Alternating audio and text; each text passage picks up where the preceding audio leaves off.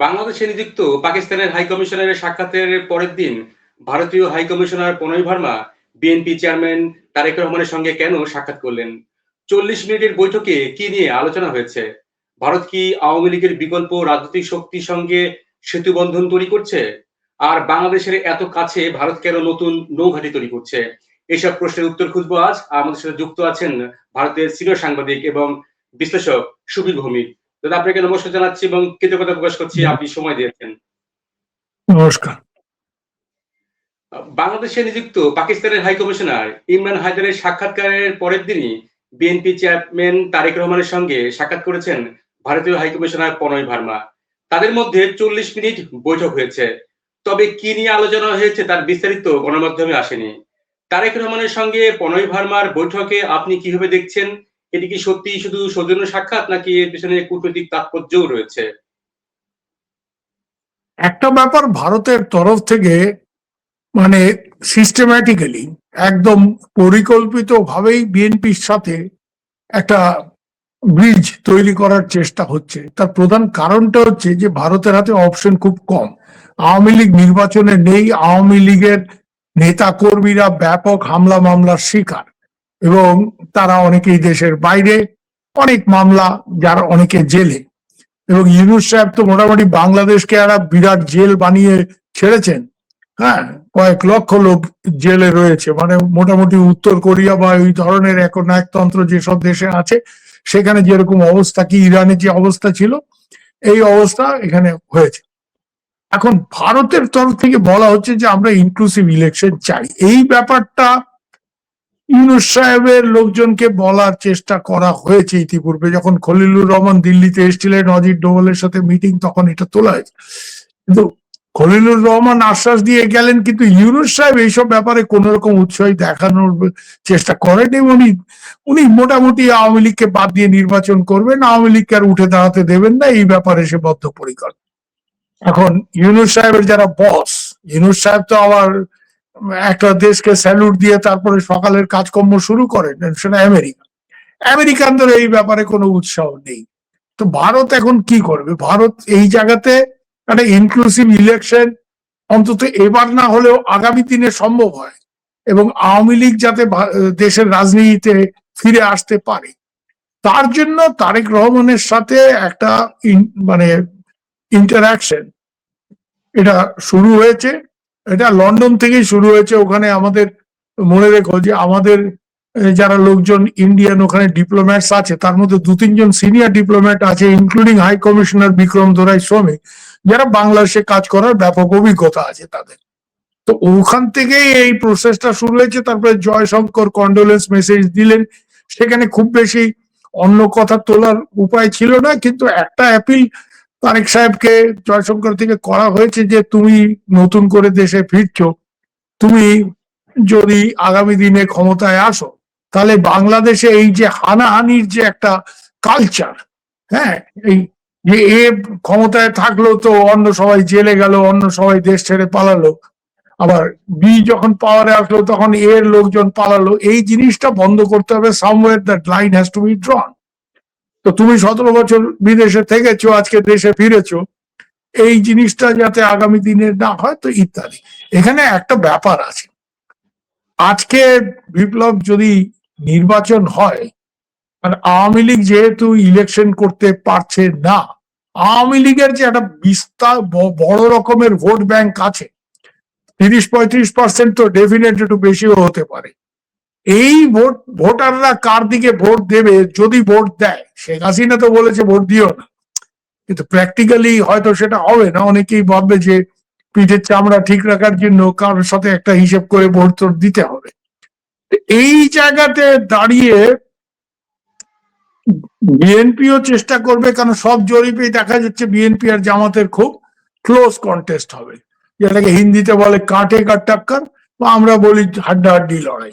এই হাড্ডাহাড্ডি লড়াইয়ের বাজারে আমার মনে হচ্ছে এখানে আওয়ামী লীগ নির্বাচনে না থেকেও একটা ফ্যাক্টর। কেন? আওয়ামী লীগের ভোটাররা যাকে ভোট দেবে সম্ভবত তারাই শেষ পর্যন্ত জয়ী হবে। তো এই ব্যাপারটা তারেকের কাছে কায়দা কানুন করে সরাসরি না বলে তারেক সাহেবকে এটা বোঝানোর চেষ্টা হচ্ছে যে আপনি যদি আপনার তরফ থেকে যেহেতু আওয়ামী লীগের লোকজন এর বিরুদ্ধে, নেতা কর্মীদের বিরুদ্ধে হামলা মামলা এসব মূলত আপনার লোকজনই করেছে, বিএনপি লোকজনই করেছে, জামাত অতটা করেনি। হ্যাঁ, তো এই মামলা টামলাগুলি অন্তত তুলে নিতে পারলে এবং আওয়ামী লীগের লোকজন দেশে যদি ফিরে আসতে পারে, সিনিয়র লিডার থেকে শুরু করে কর্মীরা, তাহলে এটা একটা ভালো মেসেজ যাবে আওয়ামী লীগের ভোটারদের কাছে যে বিএনপি আর আমাদের হামলা মামলা করবে না। তাহলে হয়তো আওয়ামী লীগের ভোটটা আপনাদের দিকে যেতে পারে, যেটা আপনাদেরকে নির্বাচন জেতার ক্ষেত্রে সহায়ক শক্তি হিসেবে কাজ করবে। এরকম একটা ন্যারেটিভ তারেক সাহেবের কাছে তুলে ধরা হচ্ছে বা হয়েছে। সরাসরি আমি যেভাবে বলছি অতটা না হলেও আকার ইঙ্গিতে, ওই হিন্দিতে বলে না যে ইশারা হি কাফি হ্যায়, তো ইশারাই যথেষ্ট। তো এই টাইপের একটা ব্যাপার করা হচ্ছে।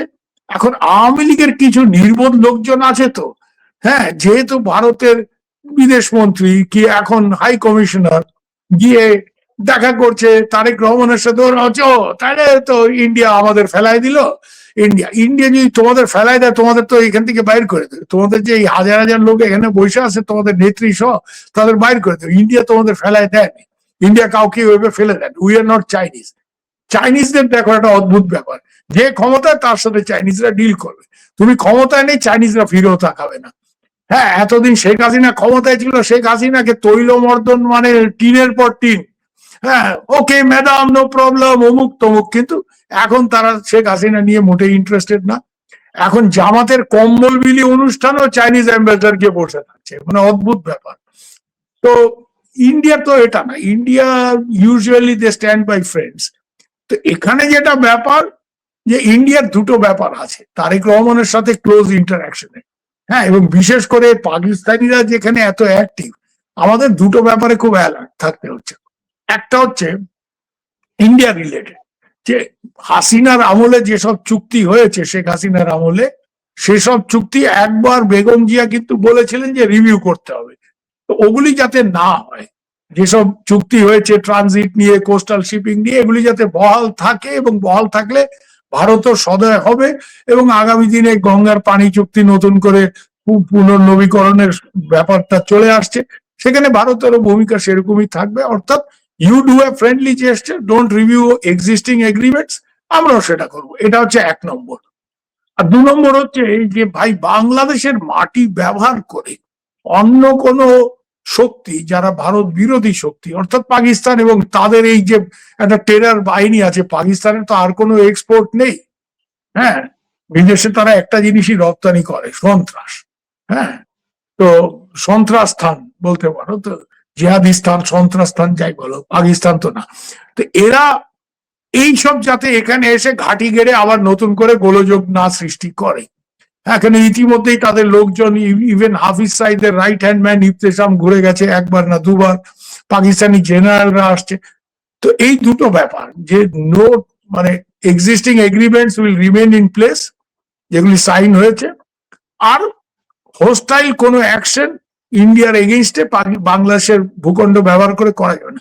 এটা হচ্ছে ইন্ডিয়া রিলেটেড। এই দুটো ব্যাপারে তারেক রহমানের ক্লিয়ার অ্যাসিওরেন্স ইন্ডিয়া চেয়েছে, এবং সেটা বোঝার চেষ্টা করেছে। এবং আমি যতটুকু জানি তারেক রহমান এই ব্যাপারে মানে হি ইজ এগ্রিয়েবল। আর সেকেন্ড যেটা, সেটা কিন্তু আওয়ামী লীগকে কেন্দ্র করে, যে বাংলাদেশে যদি ফেয়ার ইলেকশন, তোমরা যে অভিযোগ এতদিন আওয়ামী লীগের বিরুদ্ধে করেছো, আজকে যদি আওয়ামী লীগকে বাইরে রেখে তোমরা নির্বাচন করো এবং তাদের ইলেকশনে আসতেই যদি না দাও, তাহলে তো তোমাদের বিরুদ্ধে এই অভিযোগ আসবে যে তোমরা যে নির্বাচন করে ক্ষমতায় আসছো, সেটা যথার্থ নির্বাচন হয়নি। বাংলাদেশে গণতন্ত্র পুনর্বহালের যে কথা তোমরা বলছো, সেটা মেকি দেখাবে, সেটা বাস্তবে হবে না, রূপান্তরিত হবে না। তো তাই জন্য ওই জায়গাতেও একটা আকার ইঙ্গিতে তারেককে একটা ইয়ে করে বোঝানোর চেষ্টা হয়েছে বা হবে, যে আওয়ামী লীগকে ইলেকশনে ফিরিয়ে আনা, সেটা হয়তো এইবার সম্ভব হবে না, কারণ এইবার তো ইলেকশন করাচ্ছেন মহামান্য ইউনূস সাহেব। তো তার জন্য আগামী দিনে তোমরা যদি ক্ষমতায় আসো, তাহলে তোমরা সেই ব্যবস্থা করবে। এবং প্রাথমিকভাবে এইসব মামলা টামলা, এই যেগুলি মানে অনেক ফলস কেস তো দেওয়া হয়েছে না, অনেক ফলস কেস, মানে মহিলা মন্ত্রী, উনি একেবারে ওই সামনে গাড়ির সামনে যে ফ্ল্যাগ থাকে মন্ত্রীদের, সেই ফ্ল্যাগের মাস্ট খুলে সেটা দিয়ে লোককে স্ট্যাপ করেছে, এইসব আমার ছোট বোনদের বিরুদ্ধে এই ধরনের মামলা টামলা হয়েছে, মন্ত্রী মানুষ। এগুলি ফালতু, এগুলি কেউ বিশ্বাস করবে না। যে মহিলা একটা মাছি পর্যন্ত মারতে গেলে কামের বুয়াকে ডাক দেবে, তার নামে এইসব কেস। এইগুলি তুলে নাও, এগুলি তুলে একটা স্বাভাবিক পরিবেশ সৃষ্টি করো। আওয়ামী লীগ থাকবে, বিএনপি থাকবে। ভারতে কংগ্রেস হেরে গেছে, তাই বলে কি কংগ্রেস নির্বাচন থেকে বহিষ্কৃত হবে? সেটা না। তো আগামী দিনে বাংলাদেশে একটা you are a new leader, তুমি নতুন ভাবে শুরু করো এবং এই হানাহানির রাজনীতি, রাজনৈতিক লড়াই করো, কিন্তু হানাহানির রাজনীতি যেটা যে অমুক ক্ষমতায় না থাকলে তমুক তাকে ঘরেই ঢুকতে দেবে না, বাংলাদেশেই থাকতে দেবে না, বা থাকলে জেলে ঢোকাবে, এইভাবে হলে তো পুরো দেশটা জেল হয়ে যাবে। ইউনূস সাহেব যেটা করছে। আপনি আপনি যে আওয়ামী লীগের প্রসঙ্গে কথা বলছিলেন যে এবার তো আওয়ামী লীগ নির্বাচন করতে পারছে না, যেন পরবর্তী নির্বাচনে অংশগ্রহণ করতে পারে সেই বিষয়ে তারেক রহমানের সাথে কথা হচ্ছে। তার মানে আওয়ামী লীগের আগামী 5 বছরে ঠিক রাজনীতিতে বা ইলেকশন করার আর কোনো সুযোগ থাকছে না।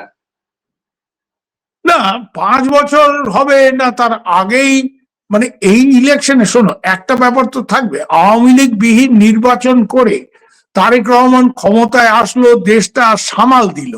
দেশের যে একটা ভয়ঙ্কর একটা অরাজকতা চলছে, সেই জায়গাটা সামাল দেওয়ার পরে উনি যদি সারা বিশ্বকে এটা বোঝাতে চান, যেটা আমরা বলছি, তার জন্য আরেকটা নির্বাচন, মানে দেশটা সামলে। এখন তো নির্বাচনের পরিস্থিতি কিরকম, মব চলছে, যখন তখন যা খুশি তাই হচ্ছে।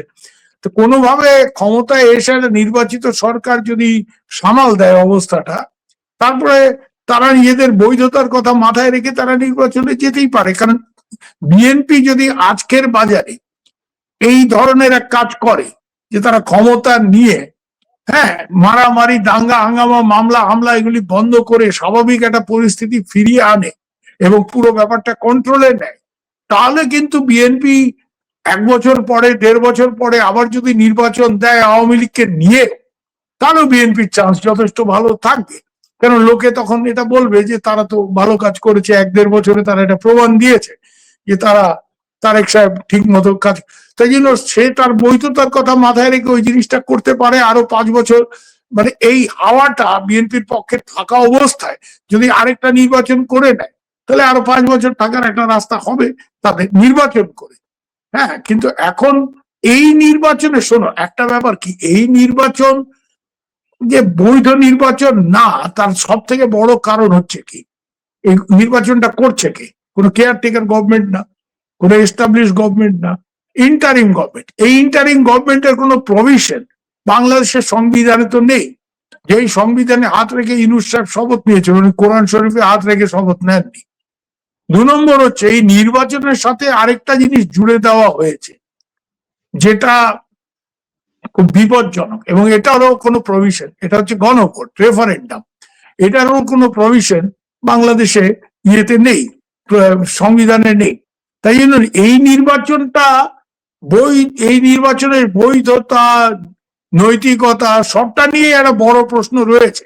তো তারেক সাহেব যেটা করতে পারেন, এখন তারেক সাহেব এই নির্বাচনে যাবেন বিএনপি কে নিয়ে, সেটা তো ওনার স্থির সিদ্ধান্ত।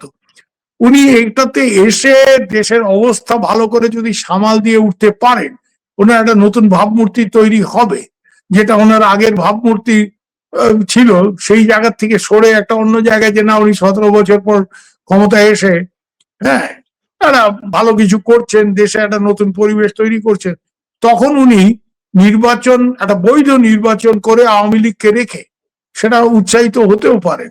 একেবারে 5 বছর উনি এইভাবে ক্ষমতায় থাকবেন সেটা নাও হতে পারে। আচ্ছা, না আপনার এই বিশ্লেষণের মাধ্যমে একটু পরিষ্কার হওয়া যায় যে আসলে তো এই আওয়ামী লীগ বিহীন নির্বাচন অবশ্যই এটি গ্রহণযোগ্য হবে কিনার প্রশ্ন উঠে, কারণ গত ইলেকশন গ্রহণযোগ্য হবে না, কারো কাছেই হবে না। এখন সাহেবদের তো দ্বিচারিতার কোনো শেষ নেই। আর আমেরিকা তো কি করছে তোমরা দেখছো, আরেক দেশের রাষ্ট্রপতিকে তুলে নিয়ে আসছে। আমেরিকা ইজ বিহেভিং ওই কাউবয় সিনেমাতে বন্দুক নিয়ে যারা ঘোরাঘুরি করে, জর্জিয়ার মুলুক, তার আমেরিকার কথা ছেড়ে, আমেরিকার কোনো নীতি মালা, মানে আমেরিকার নৈতিকতা নিয়ে লেকচার দেওয়ার কোন রকম অধিকার আর নেই। হ্যাঁ, এবং আমাদের সাথেও, মানে ইন্ডিয়ার সাথেও স্ট্র্যাটেজিক অ্যালাই, কিন্তু যা খুশি তাই করছে। মানে ওদের কথায় আমাদের রাশিয়ার তেল কেনা বন্ধ করতে হবে, না যা মামার বাড়ি আর কি। তো যাই হোক, সে তো ভারত বুঝবে। কিন্তু এখানে যেটা ব্যাপার, যে এইটা এই যে মানে বৈধতা এই নির্বাচনের নেই। এখন সাহেবরা এখন কিছু বলবে না, কেন সাহেবরা যেটা চায় তাদের একটা মনোপুত গভর্নমেন্ট, তারা সেখানে আওয়ামী লীগকে সরাতে পেরেছে, এটা বলেছে। এখানে বিপ্লব আরেকটা জিনিস শেষ করার আগে বলে দিই যে নেপালেও কিন্তু ওরা ওই হামি নেপালের যে লিডার সুদান গুরুংকে বসাতে চেয়েছিল। ওখানে আমেরিকান ডিপ স্টেটের অপারেশন ছিল, ওই ছাত্র আন্দোলন টান্দোলন, ওগুলি আন্দোলন বিপ্লব ফালতু কথা। হ্যাঁ, ওগুলি আসলে হচ্ছে একটা পট পরিবর্তন, রেজিম চেঞ্জ। কিন্তু ওখানে যেটা হলো, ওখানে ভারতের একটা খেলা ছিল, তাই জন্য ওখানে ইন্টারিম গভর্নমেন্টে যিনি বসলেন, ওর সাথে আমাদের সম্পর্ক ভালো ভারতের। তো উনি তো এসেই নির্বাচন ঘোষণা করলেন। ইউনূস সাহেবের মতো ওই টাল্টি বাল্টি উনি করেননি। ইউনূস সাহেব তো 1.5 বছর ধরে টাল্টি বাল্টি করে অবশেষে উনি নির্বাচন দিয়েছেন, যখন দেখছে আর চলবে না। তো এখানে ওনার ইচ্ছা ছিল যে 5 বছর উনি ইলেকশন না করে যদি ক্ষমতা থেকে যান, ওনার চামচেরা যারা ওনার ঢোল বাজায়, হ্যাঁ ওইসব ব্লগার ট্লগার আছে না কিছু, তো হলে খুব ঢোল বাজায় ইউনূস সাহেবের জয় টয় বলে, ওই লোকগুলি তো ওই ধরনের কথা যে ওনাকে 5 বছর, উনি সবসময় ব্যাকডোর দিয়ে খেলতে পছন্দ করে। হ্যাঁ, তো নির্বাচন যাই হোক। তো নেপালে সুশীলা কার্কি, উনি হাইকোর্টের চিফ জাস্টিস ছিলেন, উনি তো এসেই, উনি বসার পর দেখো নেপাল, উনি এসেই নির্বাচন ঘোষণা করেছেন এবং পরিষ্কার বলেছেন ওনার কোনো পদের লোভ নেই, উনি রাষ্ট্রপতি বা প্রধানমন্ত্রী এসব কিছু হতে চান না, উনি সঠিক একটা নির্বাচন করাবেন। এবং উনি পরশুদিন একটা বিবৃতি দিয়েছেন, হ্যাঁ নেপালি ভাষায় বলেছেন, আমি বাংলাই বলি, যে আমরা আমার দেশটাকে বাংলাদেশ হতে দেব না। তো বাংলাদেশের ইমেজ আজকে কোথায় গেছে, যে নেপাল যেখানে এত গন্ডগোল গেল, তারাও বলছে না আমাদের পট পরিবর্তন হয়েছে, যে ক্ষমতায় ছিল তারা সরেছে বা সরানো হয়েছে, কিন্তু আমরা সঠিকভাবে নির্বাচন দেব, কাউকে বাদ দিয়ে সেখানে নির্বাচন কিন্তু হচ্ছে না। এখানে আওয়ামী লীগ কেন বাদ যাবে? নেপালে তো কোনো দলকে বাদ দিয়ে নির্বাচন হচ্ছে না, ইন্টারিম গভর্নমেন্ট সেখানেও আছে, কিন্তু ওখানে প্রাক্তন প্রধান বিচারপতি সুশীলা কার্কি, হ্যাঁ এই মহিলা তো পরিষ্কারই বলে দিচ্ছে আমরা বাংলাদেশ হতে দেবো না, এখানে সবাই নির্বাচন করবে মানুষের, তারপরে মানুষ যাকে রাখে রাখবে, হ্যাঁ রাখে কেষ্ট মারে কে, মারে কেষ্ট রাখে কে, তো সেই ব্যাপার। বাংলাদেশে কি নির্বাচন হচ্ছে এটা নেপালের পরিপ্রেক্ষিতে বোঝে, যে পার্শ্ববর্তী দেশ নেপাল সে কিভাবে নির্বাচনটা করাচ্ছে, সেখানেও তো একই জিনিস হয়েছে, পট পরিবর্তন হয়েছে। তো Bangladesh is becoming a joke. Yunus সাহেব বাংলাদেশকে একটা রসিকতার বস্তুতে পরিণত করছেন, আর উনি পাকিস্তানের সাথে ওঠা বসা, পাকিস্তানের লাইন ফলো করছেন। পাকিস্তানে এই জিনিসটা হয়, ক্ষমতা থেকে তুমি মানে ক্ষমতা থেকে সরা মানে জেলে যাওয়া, এই যেমন ইমরান খানের হচ্ছে মানে জেল। তো এটা একবার ভারতের প্রধানমন্ত্রী তখন রাজীব গান্ধী, হ্যাঁ জাতিসংঘে ইন্ডিয়ান ডেলিগেশনের লিডারশিপ উনি দিলেন অটল বিহারী বাজপেয়ী, তখন প্রধানমন্ত্রী হননি, তখন বিরোধী দলের নেতা। তো অটলজি বললেন কেন তুমি আমাকে, বলে অটলজি আপনার তবিয়ত বহুত খারাপ, এবং অটলজি তোমার শরীর খুব খারাপ, তো তুমি আর একটা মন্ত্রী যাওয়া, তুমি leader of opposition, you are also having cabinet rank, তুমি যাও, তুমি তো আমাদের থেকে কোনো অংশে কম দেশপ্রেমিক না, তুমি ভারতের বক্তব্যটা ভালো করে তুলে ধরবে, তুমি আমার থেকে অনেক ভালো বলার ক্ষমতা তোমার বেশি, তো তুমি যাও, আর আসার সময় ইলাজ করবা কেন, মানে চিকিৎসা করিয়ে এসো। অটল বিহারী বাজপেয়ী প্রধানমন্ত্রী থাকার সময় নিজে আমার ছিলাম, আমি সেই প্রেস কনফারেন্সে ছিলাম, উনি নিজেই বলেছে যে ও বেটা বলতো রাজীব গান্ধীকে, বেটা তো এসা বলা, এই সে। এই হচ্ছে ভারতবর্ষ, এখানে এই ধরনের ব্যাপার। হ্যাঁ, তো তখন যখন অটল বিহারী ওখানে ঢুকেছে, নওয়াজ শরীফ তখন প্রধানমন্ত্রী, নওয়াজ শরীফ তখন দেখে আশ্চর্য হয়ে গেছে যে অপোজিশন লিডার একটা ন্যাশনাল ডেলিগেশন ইউনাইটেড নেশনস এ এসছে, তখন বলছে যে আরে आपका पीएम नहीं आया आप आ गए, ये कैसे हो सकता है? तो बोलते हमारा कंट्री में ये होता है डेमोक्रेसी। बोले हमारा कंट्री में तो ये सोच भी नहीं सकता, मैंने पाकिस्तान এটাকে চিন্তাও করতে হয় না, পাকিস্তান में অপোজিশন में जाना मतलब জেল जाना, কেন নওয়াজ শরীফকে তো জেলে পাঠিয়েছে।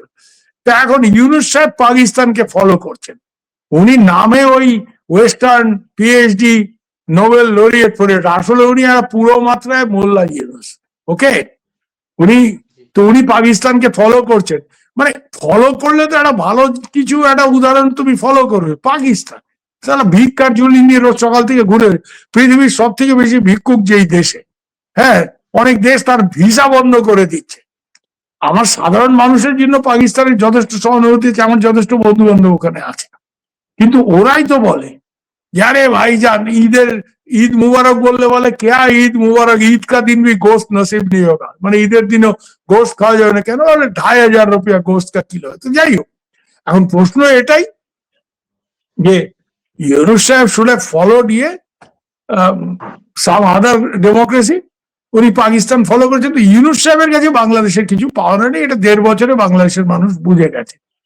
এখন আপনাকে ইলেকশন এই ইউনূস সাহেবের প্রসঙ্গ নিয়ে আপনাকে শেষ প্রশ্ন করতে চাই যে আপনি জানেন যে বাংলাদেশের নিরাপত্তা উপদেষ্টা খলিলুর রহমান যুক্তরাষ্ট্রে গেছেন এবং এখানে যুক্তরাষ্ট্রের উচ্চপদস্থ কর্মকর্তাদের সাথে বৈঠক করেছেন। সেখানকার যে নির্যাসগুলো ছড়িয়ে পড়েছে যে প্রধান উপদেষ্টা পরিবর্তন হতে পারে এবং সে ধরনের বিকল্প কাউকে খোঁজা হচ্ছে, সেটির কোনো সম্ভাবনা দেখছেন কিনা? যে আসলে আপনি বলছিলেন যে বিএনপি ক্ষমতায় আসলে মধ্যবর্তী নির্বাচনে একটা সম্ভাবনা তৈরি হতে পারে। যদি এই সময়ে এই 12ই ফেব্রুয়ারি ইলেকশনের আগে যদি বাংলাদেশে প্রধান উপদেষ্টা পরিবর্তন হয় যুক্তরাষ্ট্রের চাপে, সেই সম্ভাবনা আদৌ কি দেখছেন কিনা? হঠাৎ করে খলিলুর রহমান যুক্তরাষ্ট্রের সব মিলে এবং ভারতের চাপ, কিভাবে দেখছেন বিষয়টি? না, এখানে একটা ব্যাপার আমেরিকান সিস্টেমের মধ্যে চলছে, আমেরিকান সিস্টেমে এটা নিয়ে একটু একটু ওপিনিয়নস আর ডিভাইডেড।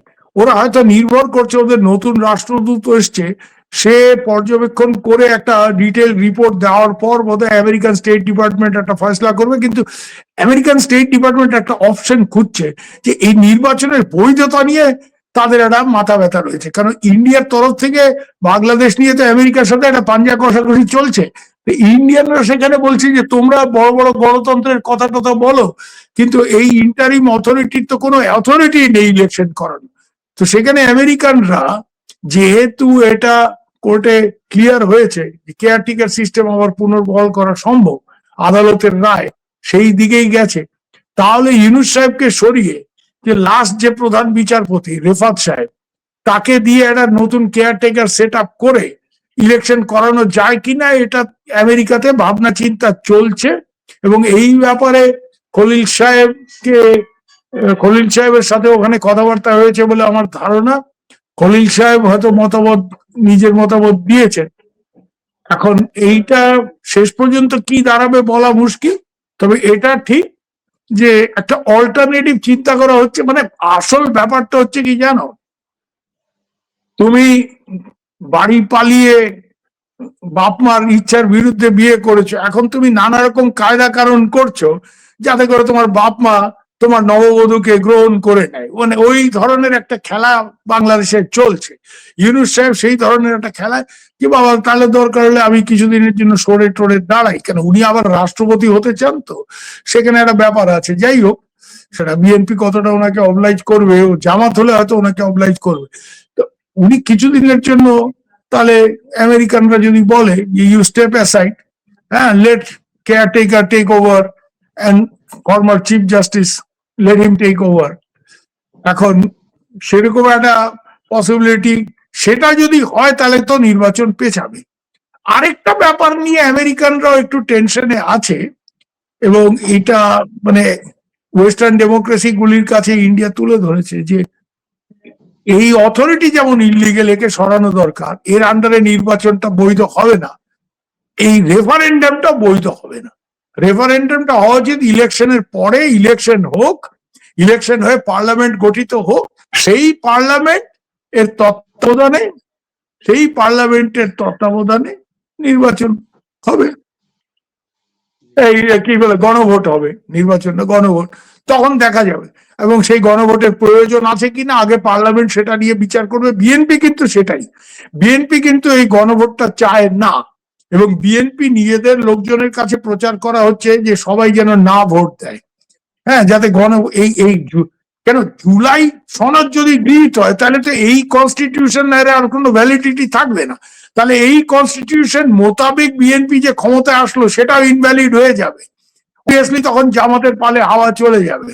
তো সেই জন্য আমার মনে হচ্ছে যে বিএনপি এটা চায় না, সেই জায়গাতে এই নির্বাচন হওয়া নিয়ে নানা রকম প্রশ্ন নতুন করে আবার দেখা দিচ্ছে, এবং পশ্চিমী গণতন্ত্রগুলিও এই ব্যাপারে যে এই নির্বাচনটা সাথে এটা থাকবে কিনা গণভোট, আর নির্বাচনটা এদের আন্ডারে হবে না কেয়ারটেকারের আন্ডারে হবে, এবং কেয়ারটেকার নতুন লোক হবে কিনা।